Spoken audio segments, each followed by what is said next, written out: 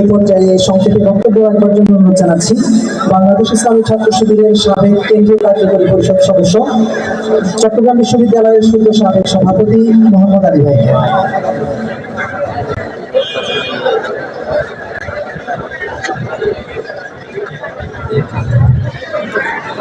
আসসালামু আলাইকুম ওয়া রাহমাতুল্লাহি ওয়া বারাকাতুহু। সম্মানিত ভাইরা, রমজান মাসে আমরা যে তাকওয়া অর্জন করার জন্য আল্লাহ তাআলা আমাদেরকে বলছেন, সেই তাকওয়া অর্জন করতে আমি চিন্তা করি আমি একজন মুসলমান হিসেবে আল্লাহ তাআলা আমার কাছ থেকে কি প্রত্যাশা করে, কি চায় আমার কাছ থেকে। আমার কাছ থেকে আল্লাহর ডিমান্ড, আমি আল্লাহর সকল নির্দেশিত আল্লাহ তাআলা যে সীমারেখা আছে সেই সীমারেখার মধ্যে আমি একজন মানুষ হিসেবে চলবো, আমি একজন মুসলমান হিসেবে আমার সেই সীমারেখার মধ্যে চলবো।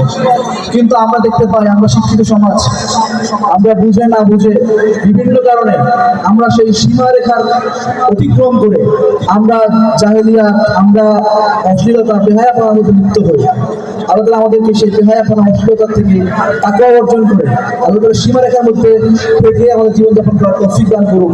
সেই তৌফিক কামনা করে আমি আমার কথা শেষ করছি।